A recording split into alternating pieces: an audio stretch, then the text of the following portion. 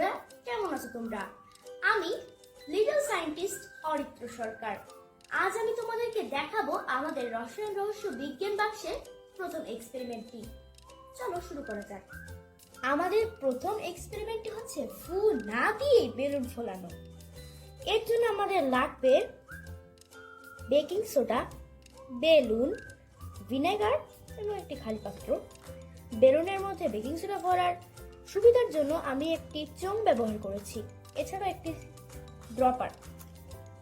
তো শুরু করা যাক। প্রথমেই খালি পাত্রটির মধ্যে আমরা প্রায় 10 ড্রপার পরিমাণ ভিনেগার ঢেলে দিব।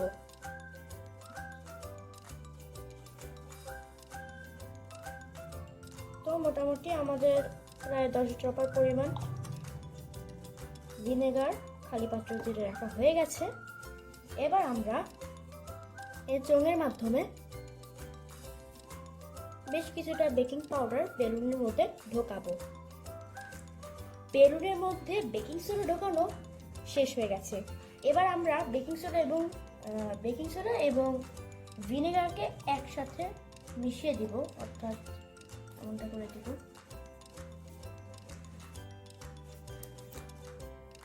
ঢোকানো হয়ে গেছে। এবার আমরা একটু ভালো করে ঢুকিয়ে দিচ্ছি। এবার আমরা বেলুনটির শেষ প্রান্তকে উপরে উঠাবো এবং দেখব কি হয়।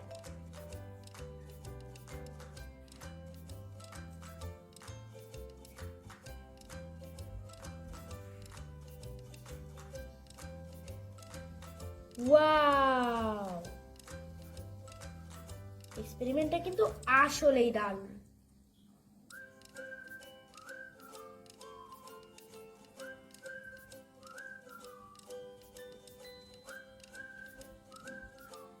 তো কেমন লাগলো এই পরীক্ষণটি?